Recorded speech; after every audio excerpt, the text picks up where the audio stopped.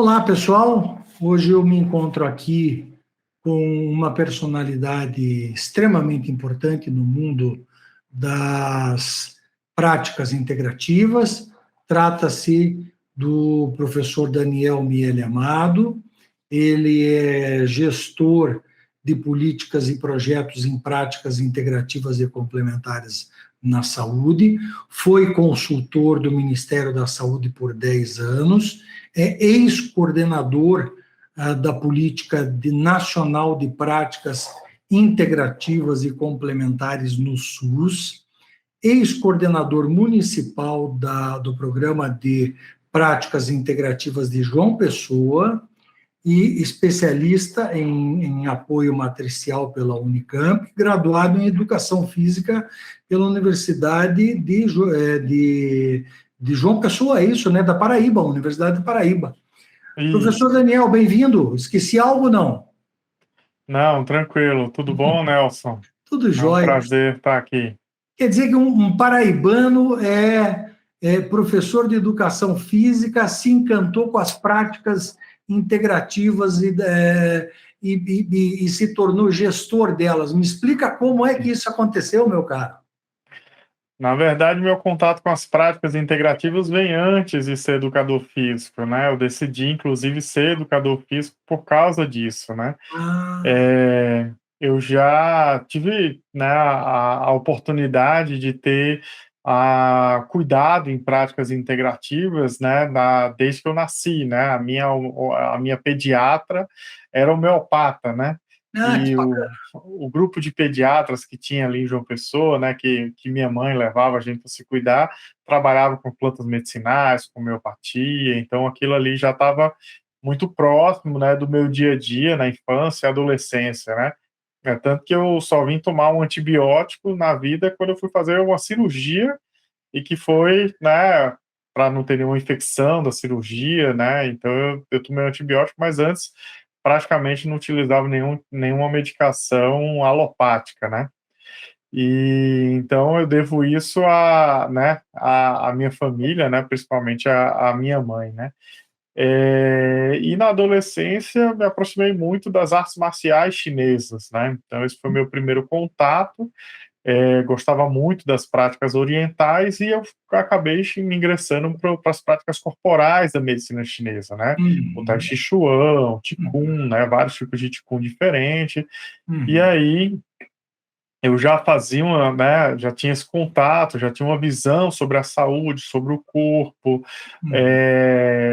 né, que diferia, digamos assim, né, do mais comum, né? A gente tem uma visão sobre o corpo muito do ponto de vista da estética, né, da saúde, né, pensando muito na questão do fitness, do esporte, né? Isso na nossa cultura ocidental. E a cultura oriental. Eu não sei se você...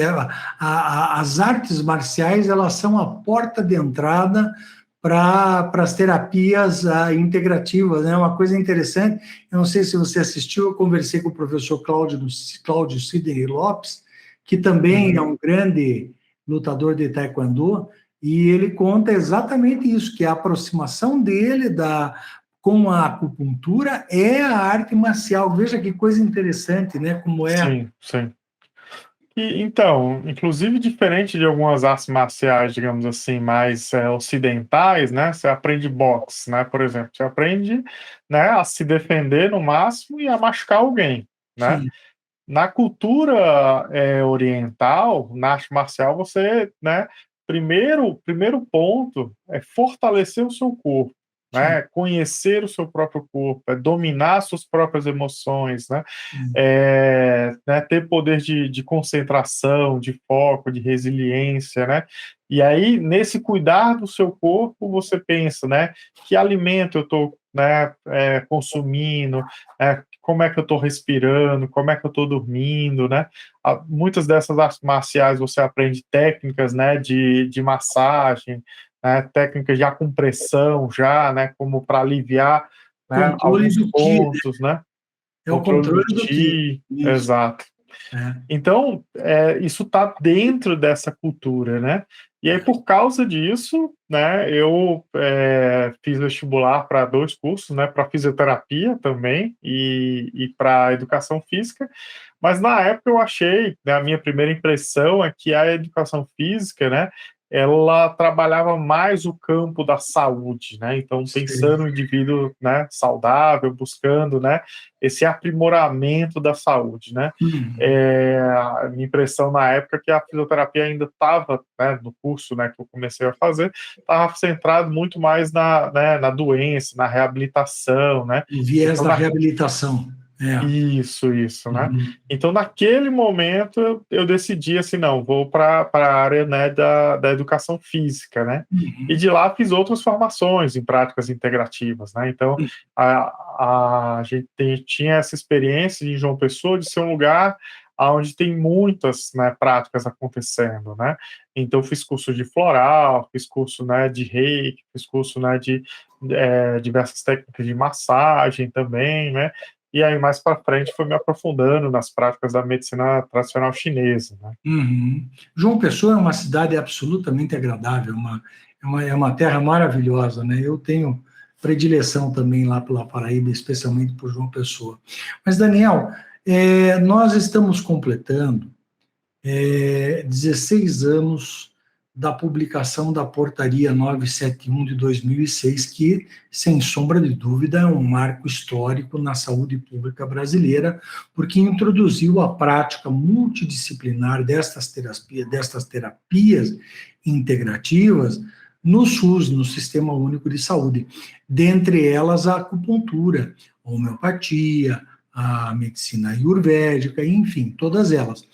Na tua visão, quão importante isso foi e como é que ela ainda pode ser, como ainda é importante, como é que você enxerga o contexto das práticas integrativas hoje no SUS? Claro. Eu vou aproveitar essa pergunta, mas ainda trazer alguns elementos da pergunta anterior, né? Ah, Então, como eu me formei em educação física, né, mesmo na época da formação, eu já trazia essa discussão das práticas integrativas, né, do conceito de saúde, do conceito do corpo, para dentro da própria universidade. E era uma coisa que tinha pouquíssimos professores que abordavam isso, né?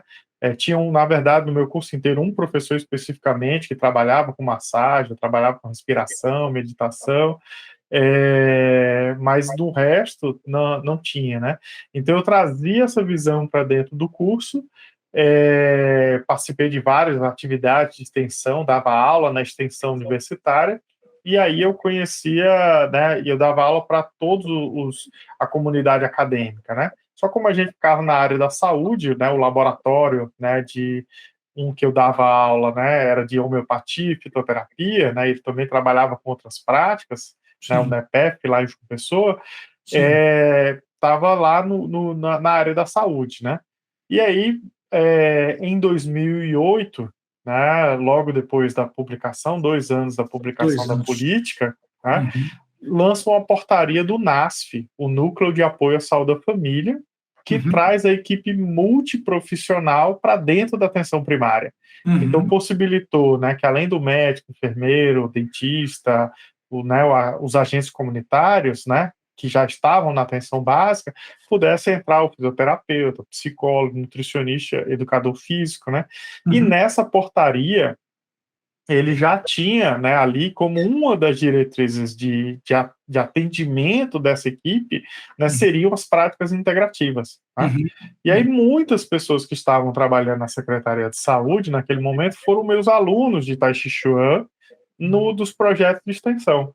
E aí Ah, me convidaram para participar, né, da seleção, né, porque eu era o educador físico, eles estavam procurando, e eu tinha, né, já trabalhava com as práticas integrativas. uhum. Então, veja só, se não fosse a política de práticas integrativas, e se não fosse na portaria do NASF, eu provavelmente não estaria atuando na área da saúde, né? Que E isso bacana. aconteceu no Brasil inteiro, né? Uhum. Então, diversos, né, núcleos, né, de atendimento multiprofissional, de equipe multiprofissional, cresceram e vários deles atuavam com práticas integrativas. Então, isso teve um boom, né? Então, essas duas, né, a portaria da política e do NASCE, mudaram a cara da saúde pública do Brasil. Né? Então, isso é um ponto importante. Sim. E aí, eu começo a atuar em João Pessoa, né? A gente monta um grupo de trabalho, né, com pessoas de todas os distritos sanitários, né, do município, e isso se transforma na coordenação municipal de práticas integrativas. Né? A partir daí é que eu conheço mais fortemente, né, o Ministério da Saúde, que eu participei de algumas atividades, e eles me convidam a compor a equipe do Ministério, né, em 2011, né, foi quando eu fui efetivamente para Brasília, né. Certo. E a política de práticas, ela já existe uma demanda social de reconhecimento dessas práticas desde a 8ª conferência, lá em 1986, Sim. quando se estava traçando os princípios e as diretrizes do que viria a ser o SUS, né, na Constituição Federal, né. Já era uma demanda. De 1986 a 2006, foram 20 anos, né, então demorou para sair essa política, né. Mas quando ela sai, ela é instituída, ela traz para o sistema de saúde outras formas de olhar o sujeito. Né?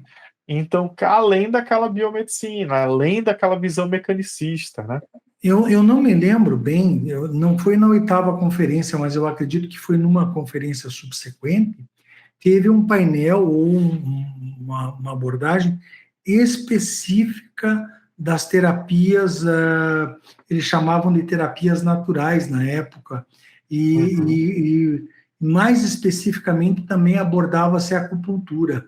Eu não me lembro do relatório de qual delas foi, se foi na 9ª, mas teve uma outra depois da 8ª Conferência Nacional de Saúde, que deu origem ao processo de universalização do SUS, que foi muito especificamente puxando a demanda da acupuntura. Você está cobertíssimo de razão. A demanda já é muito antiga, né? Na verdade, ela vem... A gente sabe, ela vem implantada aí no Brasil desde a época do SPE, né, do Frederico Spee, que data dos anos 50 do século passado, né? Mas entendo que cada vez mais ela prospera, né, Daniel?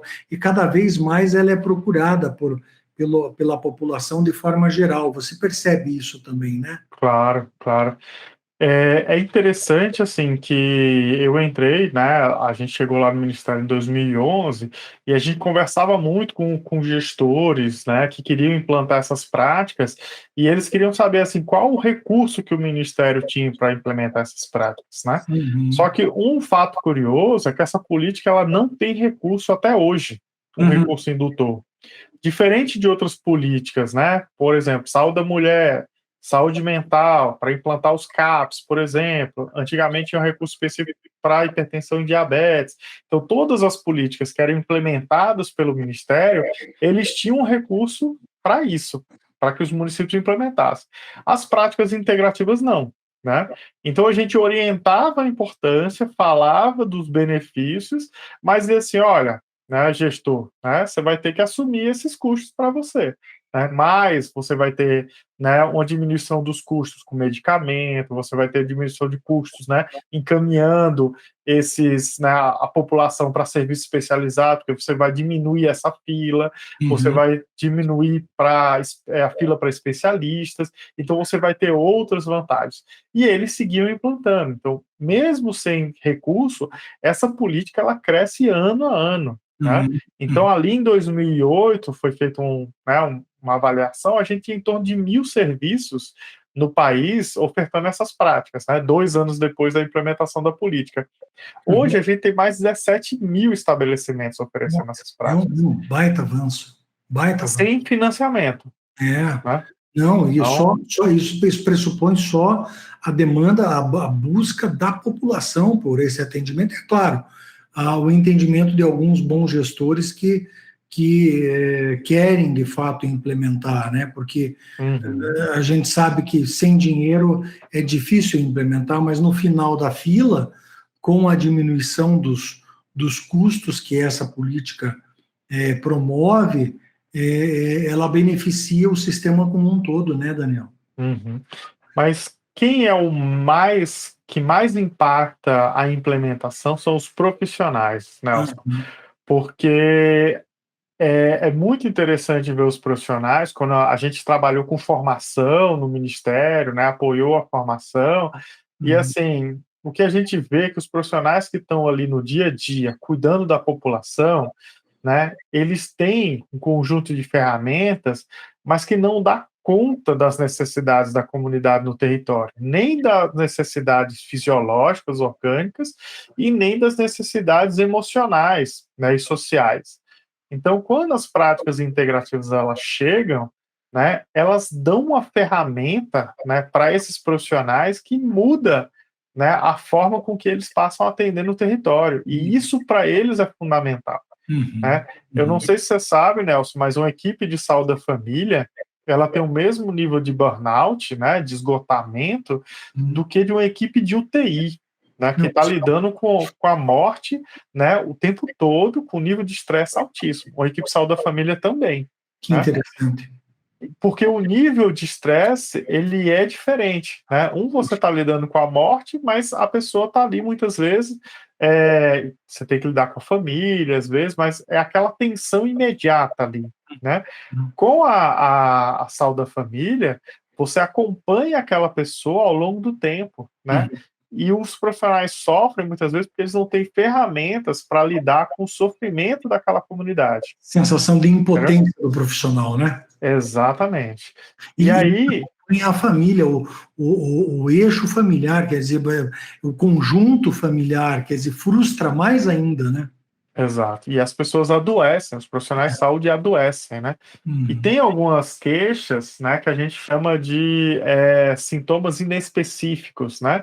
Então a pessoa chega no território, tá com dor aqui, dor ali, passando mal, sentindo, né, calor numa parte do corpo, né, um conjunto de coisas, né, que para a medicina convencional, né, para o cuidado ali, né, que o enfermeiro, o médico, né, qualquer profissional que está ali, aquilo não faz muito sentido, né?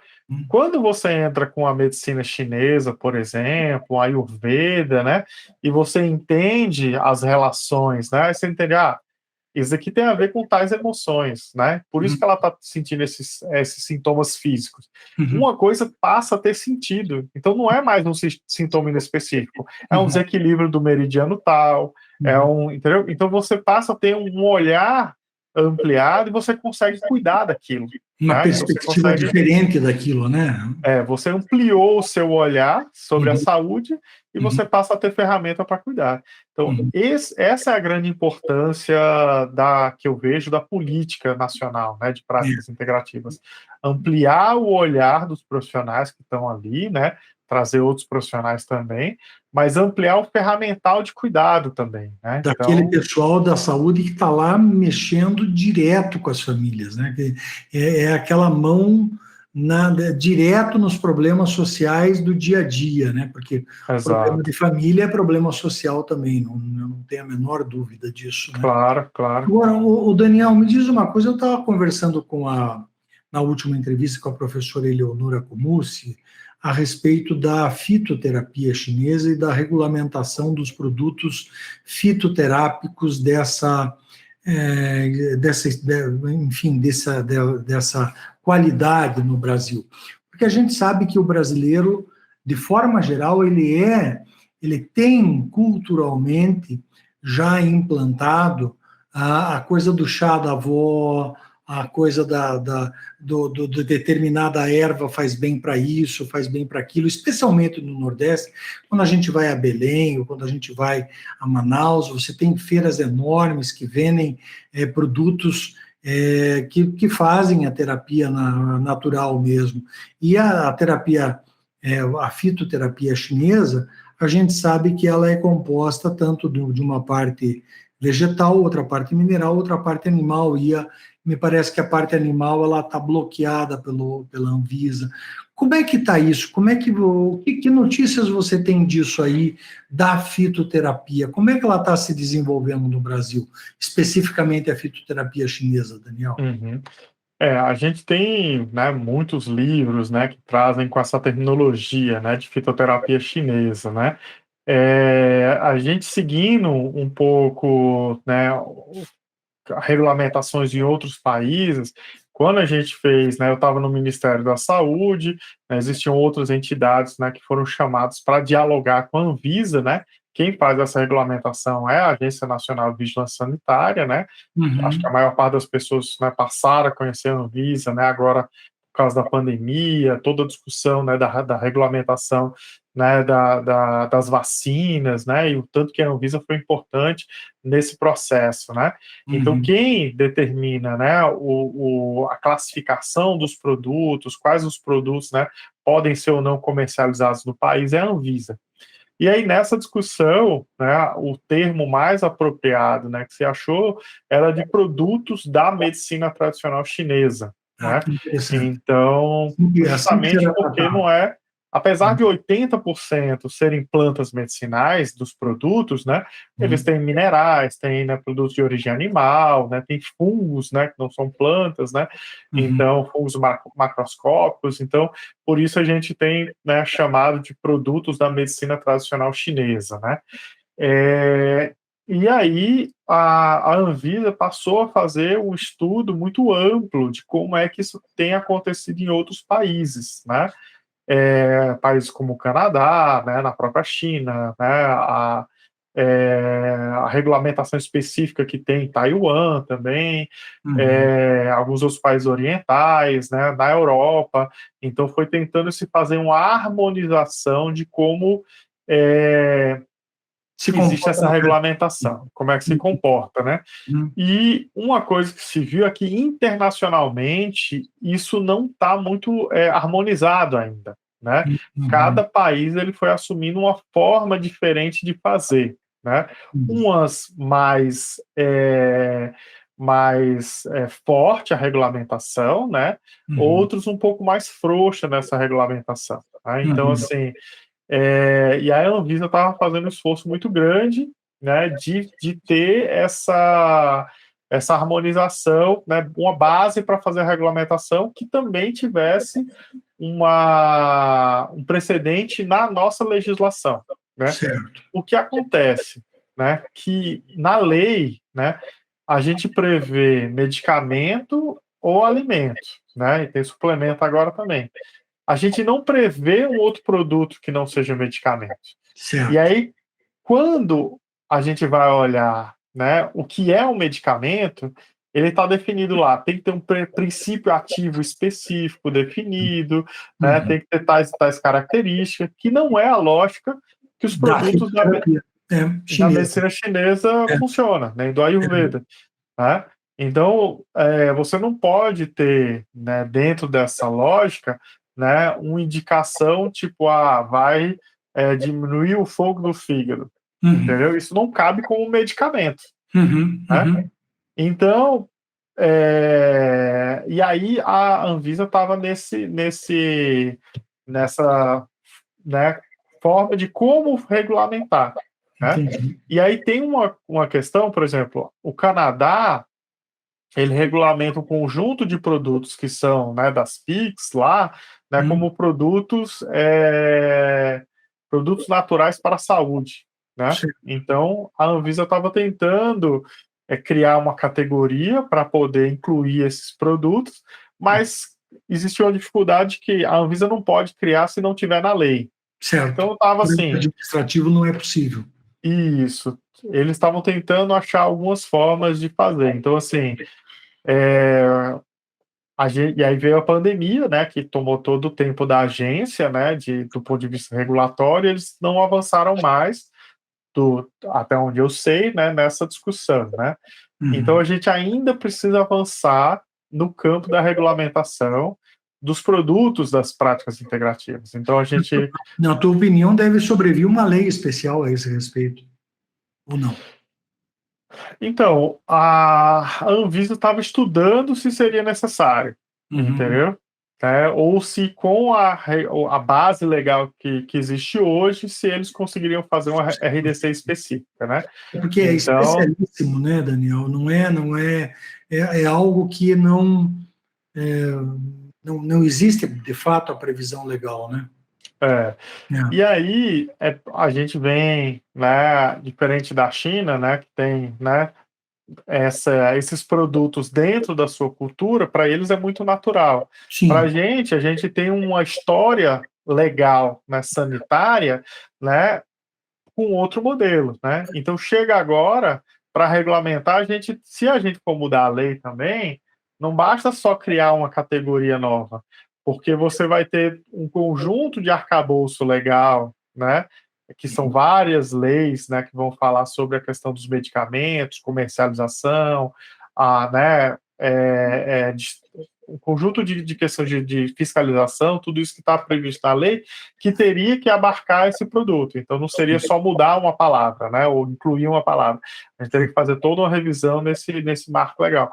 Por isso que é interessante, se a Anvisa ela achar dentro da normativa que não precisa, ele só precisaria incluir nas RD6, isso fica muito mais fácil, Mais fácil, né, mais do rápido. que fazer isso. O Daniel, nós vivemos recentemente aí a realização de uma audiência pública na Comissão de Assuntos Sociais, aí presidida pelo senador Girão, na presença de muitos representantes de vários conselhos e praticantes da acupuntura. E, como sempre, sobreveio a velha retórica com o objetivo de monopolizar a acupuntura especificamente para alguns médicos, sob a alegação de que a acupuntura deve ser precedida de um diagnóstico médico e deve ser realizada por um médico, dado que ela é um método invasivo, quase cirúrgico, o que me faz dar risada, porque comparar a acupuntura a uma cirurgia, no mínimo, é uma leviandade. Como é que você vê o risco de uma monopolização da acupuntura por uma determinada classe de saúde, Daniel? Tá. Eu queria, antes, né, trazer um ponto que é assim, a Organização Mundial de Saúde, ela estabelece um documento, né, sobre formação das profissões no campo de várias práticas, né? Perfeito, Então é um perfeito. documento da Organização Mundial de Saúde. O que a Organização Mundial de Saúde recomenda aos países? Que se reconheça o praticante tradicional e ele dá uma carga horária, né, uma sugestão de carga horária para a formação desse profissional, né? Uhum, E aí, essa é a primeira recomendação. A segunda, né, é que os profissionais de saúde, eles podem ter uma formação específica para utilizar as práticas dentro do seu campo de atuação. Isso é uhum, permitido, como uma formação complementar. uhum, Então, isso está no documento da Organização Mundial de Saúde. Né? uhum, Então, o médico ele pode fazer uma formação complementar para usar a acupuntura, tá, né? É possível segundo, né, a orientação da Organização Mundial de Saúde. Um uhum, enfermeiro pode fazer o mesmo? Sim. Um fisioterapeuta, o mesmo? Sim. Né?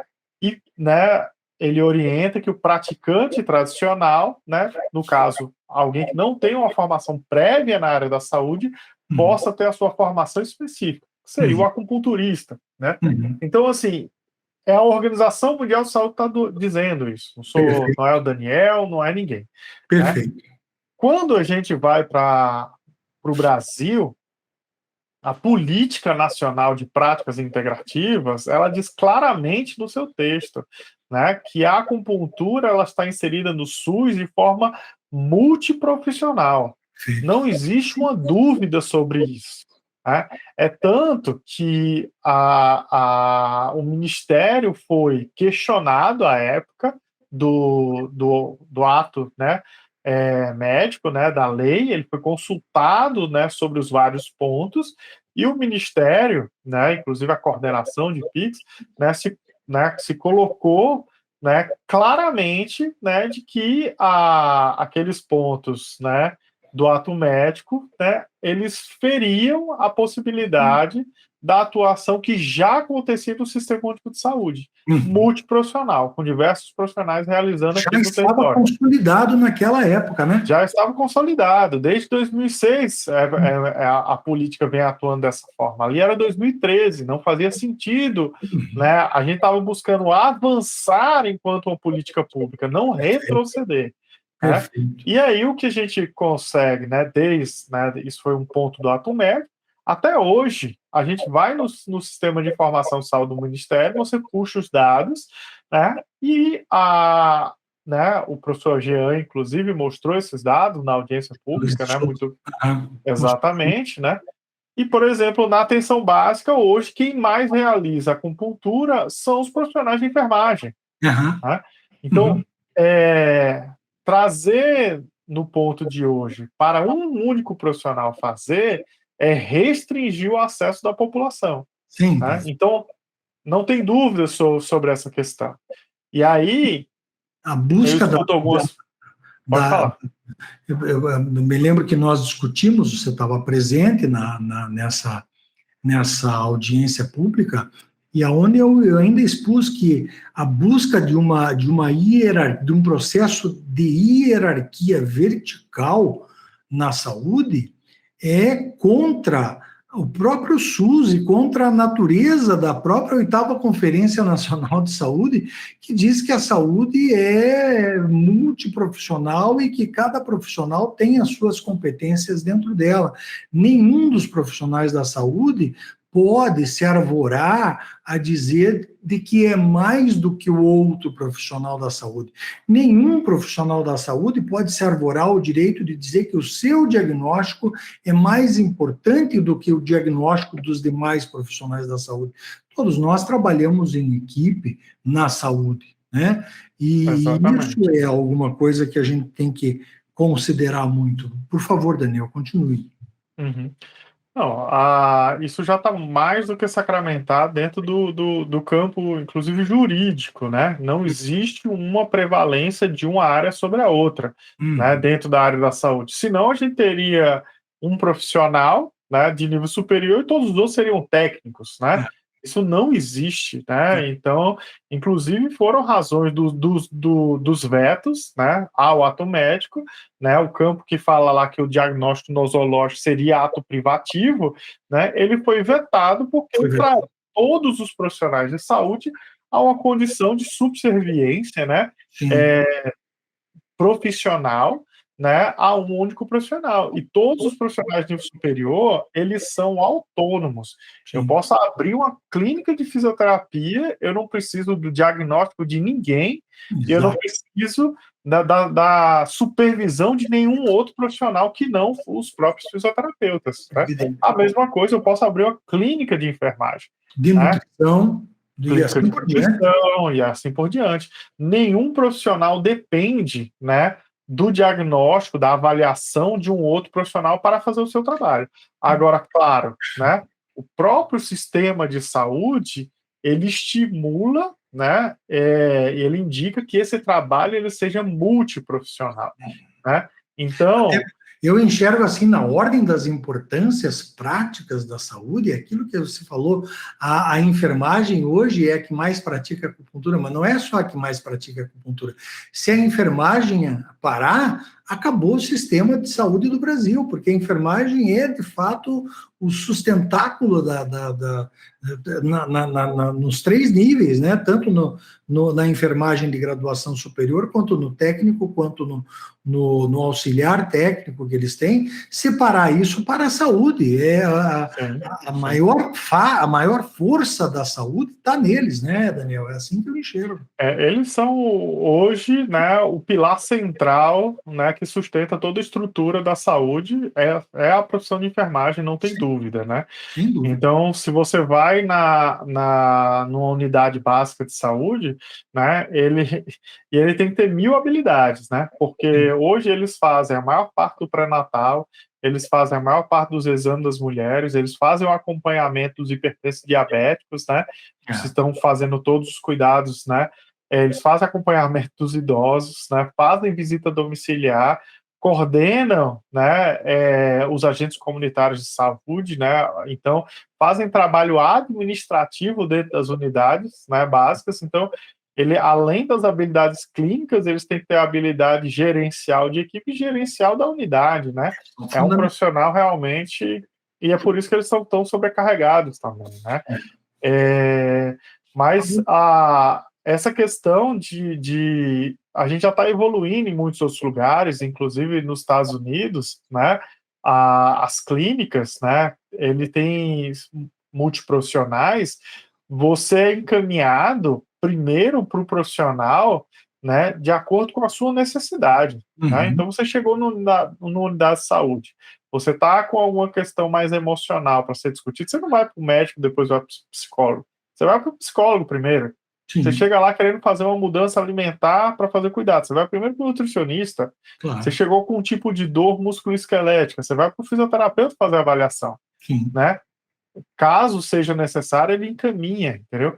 Hoje, no Brasil, a gente ainda tem culturalmente, uma questão cultural, de que tem que passar para o médico para depois ir para outros profissionais. Isso cria um gargalo. Como se os outros profissionais tivessem que ser tutelados.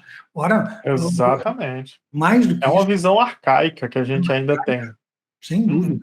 O que me leva a fazer uma outra pergunta, Daniel. Veja, foi alvo, inclusive, nessa nossa audiência pública, alvo de apreensão um possível número de acidentes decorrente da má aplicação da acupuntura e a aplicação da acupuntura com um diagnóstico prévio. Na tua visão, qual a diferença da acupuntura, da tua visão prática, e eu sei que você dispõe, inclusive, de números para isso, qual é a diferença entre a aplicação da acupuntura por um médico, por um enfermeiro, por um fisioterapeuta, por um nutricionista e assim por diante? Há diferença?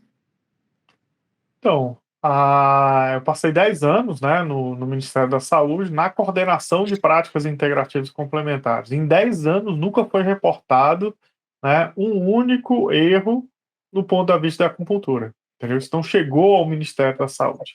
Né? Então a gente vai no sistema de informação procurar, né, lesões, né, advindas da acupuntura, você não tem registro disso. E não foi por falta de procurar, claro, né? Não, você vai dentro do sistema de informação do Ministério. Então, assim, você alegar que... E olha que são realizados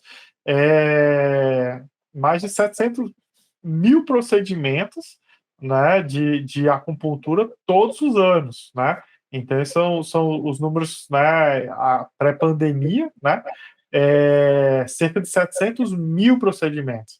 Então, se você tivesse uma taxa de erro altíssima, isso estaria chegando, né, ao Ministério da Saúde o tempo todo, reportando, né, esse tipo de acidente, né? E a imprensa, então, de forma geral, né? Claro. Claro. Né? Então, você vê, você tem uma chance alta de pneumotórax, né? Quantos pneumotórax foram registrados no SUS, né? Não tem registro, entendeu? Não tem esses acidentes acontecendo. Entendeu? O outro detalhe que eu questionei, inclusive, numa das reuniões prévias que tivemos em Brasília, com relação a esse caso do pneumotórax, é muito simples. O fato de... Eu sou advogado, antes de ser advogado, sou fisioterapeuta acupunturista, mas antes de tudo isso, a minha especialidade era em fisioterapia respiratória, onde eu aprendi muita coisa. E o pneumotórax, uma das questões mais frequentes que ocorrem é o pneumotórax espontâneo. Ora, o pneumotórax espontâneo te dá dorsalgia. Ora, se o pneumotórax espontâneo dá dorsalgia, quem chegou primeiro? Foi o acupunturista que furou ou foi a dorsalgia que levou para o acupunturista? Quem é que vai dizer isso? Né? Porque isso não ficou evidenciado em nenhum. E num caso, em anos de prática, eu praticamente nunca tinha ouvido falar de um pneumotórax promovido pela acupuntura, a não ser um pneumotórax que foi feito por um colega médico o Jean citou, inclusive, lá, né? Mas, fora isso, o que chega primeiro, né, Daniel? Sim, sim. Então, acho que são questões importantes, né? Mas, assim, a gente não tem uma notificação de imperícia, né? Por acupuntura, né? Então, talvez no território existam, né, pequenos erros banais, né, que podem acontecer, né, mas nenhum deles sejam graves, né, que vão ser reportados, né, ao Ministério da Saúde, né, o que, né, desfaz, né, um discurso, né, falacioso, né, de que existe um risco tremendo. Claro, né, a gente precisa ter formação de qualidade, Sim. né, a OMS tem buscado, inclusive, apontar padrões de qualidade, né, a gente vê um incremento na carga horária de informação ao longo dos anos, né, em todos os cursos, né, então os primeiros cursos eles eram, né, de poucas horas, né, todos eles foram aumentando, né, a carga horária. Hoje a gente tem uma robustez muito maior, né? Talvez exista necessidade de uma padronização de currículo, né, de currículo mínimo, né? E isso, inclusive, a regulamentação ele ajuda nesse Sim. sentido, né? É nesse sentido que vem a regulamentação, é para Claro. promover essa padronização mesmo, né? Esse viés. Do ponto de vista da legislação brasileira, a gente não precisaria ter uma regulamentação, né? Porque a Constituição já permite, né? O Ministério, né, do Trabalho já reconhece, o Ministério da Educação também alguns cursos, mas do ponto de vista, né, histórico legal, né, essa regulamentação é necessária, né? Para ela não deixar dúvidas, né? E acabar com essa guerra Essa jurídica. celeuma toda, né? Exatamente. Então, eu acho importante pontuar isso, porque algumas áreas perguntam assim, tem várias áreas das práticas integrativas que vão buscar uma legislação no Congresso para criar uma lei específica. E gasta muita energia com isso, né? Então já chegou o pessoal da arte-terapia, da musicoterapia, por exemplo, né?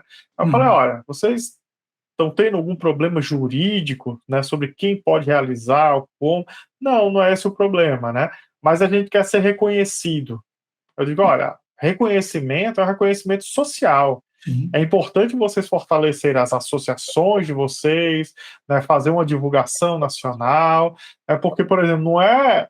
Até para fazer concurso público, já existe concurso para terapia para musicoterapeuta, Olha aí. mesmo sem existir lei. Então, Sim. assim, não é um pressuposto ter a lei, né? Aí, só que no caso da acupuntura, né, por causa dessa briga jurídica que não tem nenhuma base, né, de fundamento, né, a Constituição já permite isso, né, é muito claro, né, mas para dar né, acabar com essas dúvidas, né, a lei se faz importante, né. Sem dúvida. O Daniel, você que é uma autoridade nessa questão de gestão de práticas integrativas, que passou a tua vida, boa parte dela, gerindo isso. Qual o futuro das práticas integrativas do Brasil? Como é que se enxerga? Uma boa pergunta. Tem um ponto importante que a gente está vendo, né, no mundo inteiro, uma mudança do paradigma do cuidado. Nem os profissionais de saúde, nem os usuários, né, querem aquele atendimento queixa-conduta. Ninguém mais aguenta um profissional que não olha na sua cara para fazer um atendimento, entendeu? Então isso está dado, né? As pessoas querem mais, né? As pessoas querem ser vistas, querem ser ouvidas, querem, né, que aquilo que ele está sentindo, né, e ele está relatando seja olhado e cuidado, né? Então, quando a pessoa fala, né, de um monte de coisa que ela está sentindo, e aí você ignora tudo e você diz, não, agora vamos verificar como é que está a sua pressão para cuidar da sua hipertensão, por exemplo, né? Tá, mas e o resto todo? A hipertensão nem incomoda a pessoa, né, porque é uma doença silenciosa. Mas um monte de outras coisas estão, né, incomodando ela, né? Trazem o sofrimento todo. Então, as práticas integrativas, né, que também vão ajudar no cuidado da hipertensão, né, além, né, dessas outras questões, elas dão conta da complexidade do sujeito. Então, Uhum. elas só vão crescer. A gente está vendo grandes instituições do mundo, né, como Harvard, né, universidades como a Thomas Jefferson, MD Anderson, entre outros, né, escolas de ponta dos Estados Unidos, passando a ensinar práticas integrativas. Né? Uhum. Então, assim, essas práticas elas só vão crescer. Né? O que é necessário? A gente dizer o como, né? Com que qualidade. Né? Então, hoje, existe um mercado que cresceu muito por causa, né, da implementação dessas práticas no SUS, existe todo tipo de curso. Né? Uhum. Então, muitos cursos que prometem que vão formar você com uma certa qualidade, mas você vê uma prática por final de semana, por exemplo. Uhum. Ninguém aprende uma prática em um final de semana. Sem dúvida. Então, esses cursos né, aos poucos vão morrer, eles vão ganhar, né, um certo espaço, né, nesse momento, né, de que tem poucas coisas, mas os cursos vão se consolidando, as pessoas vão procurar cursos de qualidade, e isso vai virar cada vez mais uma realidade, tanto no serviço público quanto no serviço privado. Com Uhum. esse grande ponto, né? As pessoas não querem ser cuidadas, entendeu? E aí, Uhum. se você faz um cuidado, né, só voltado para queixa-conduta, né, você vai perder, né, esse cliente, ou você vai perder essa pessoa que está buscando esse cuidado. Ela não volta mais. Trocando em Entendeu? miúdo, ô Daniel, se você fosse um jovem profissional hoje, entrando ou saindo de algum curso da saúde ou buscando atuar na saúde, você investiria nas práticas integrativas? Claro, sem dúvida, sem dúvida. É o futuro. Sim, sim. A grande questão é se ela vai ser uma prática de mercado, né, tomada pelo mercado, né, Uhum. privado, que poucas Uhum. pessoas vão ter acesso, ou se a gente consegue realmente trazer isso para o Sistema Único de Saúde, para que ela seja multiprofissional, que dê acesso à maior parte das pessoas. É isso que está em disputa. Mas que Uhum. essas práticas são o futuro, não tem dúvida. Qual é o outro lado? Né, para onde está arrumando a medicina convencional e a consulta de muitos profissionais? Para a uberização. Né? Uhum. Os planos estão todos digitalizando as consultas, né? Existem consultas online, né? Para a maior parte das pessoas, as pessoas estão deixando, né, consultas rápidas, né? Com pouco contato. Então a medicina convencional está indo para aí, É. né? Do outro lado, né, você vai ter cada vez mais cirurgias robóticas, essas coisas. Daqui a pouco você não vai nem precisar do profissional, né, para fazer. Que loucura. É, e vai ficar uma lacuna enorme de aonde está o ser humano nisso, É. né? Estamos conseguindo tirar, de fato, o ser humano como centro das relações, né, cotidianas e colocando o mercado nesse É, centro, que é a história do pós-moderno, ou a história da realidade líquida, como você queira chamar. É lamentável que o ser humano perde a sua condição de centro da existência da vida mesmo, né? É uma uhum. coisa triste. Esperamos que a gente consiga reverter isso a tempo, né, Daniel? Então, uma das grandes questões são as práticas integrativas, entendeu? Elas vão assumir esse modelo contra essa mecanização da saúde, É. entendeu? E os profissionais de saúde que não se, né, e eles vão ser inclusive forçados, né? Porque é isso, né? O que o Sim. mercado quer, né? Ele quer o lucro, né? É. Você sabia que na África, porque eles têm falta de médico, eles Hum. já estão instalando, né, programas de inteligência artificial, né, para atender a É. população, Que, né, através da inteligência artificial da IBM, que chama-se Watson, né? O Watson que era o médico do Sherlock Holmes. do Sherlock Holmes. É. Lá na África, eles não reclamam, porque como eles não têm médico, não tem quem reclame, Hum. entendeu? Aqui no Brasil não entrou ainda porque teria uma força política contra.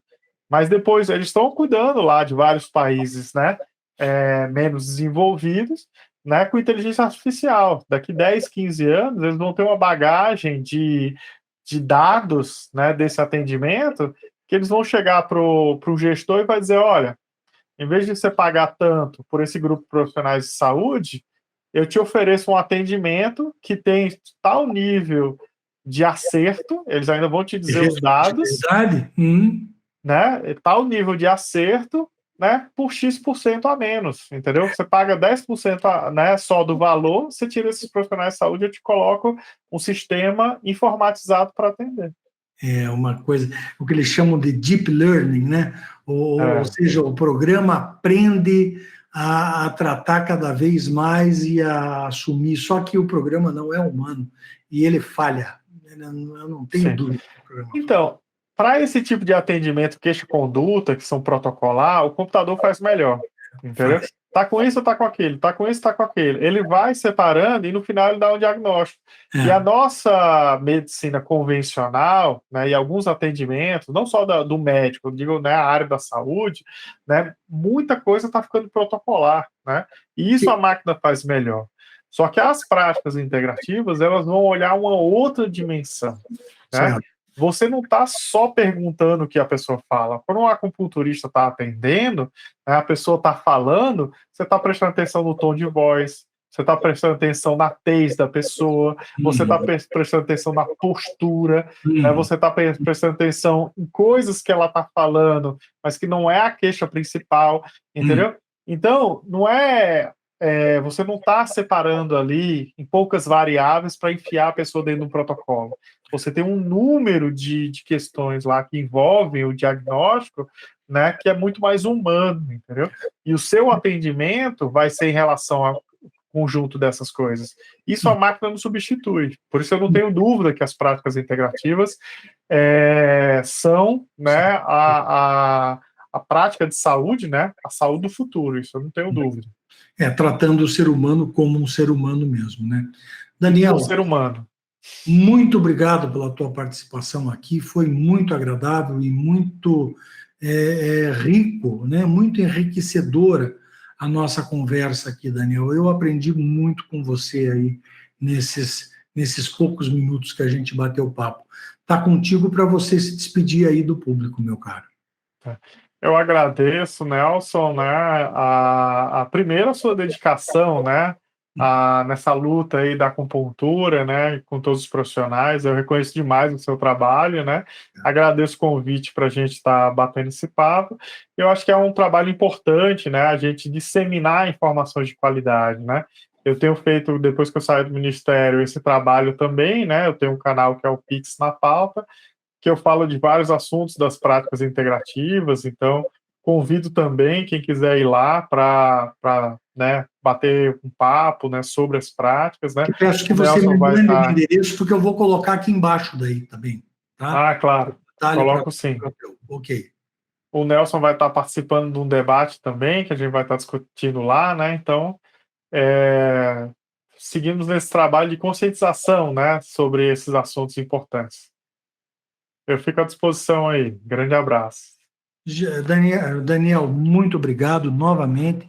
Se você não nos conhece, eu conversei agora com o Daniel Miele Amado, que é um gestor específico, né? Um cidadão que dedicou a vida dele até agora a gerir projetos de práticas integrativas e complementares na saúde. Eu sou Nelson Roseman, sou advogado, milito pela prática da acupuntura multiprofissional e a gente está aqui neste canal para esclarecer as dúvidas que você porventura tenha. Se você gostou do canal, por favor, compartilhe esse canal. É importante que as outras pessoas que queiram e que gostem de práticas integrativas saibam da existência dele. Dê um joinha aí para a gente, porque ajuda demais o canal, e até uma próxima oportunidade. Um abraço.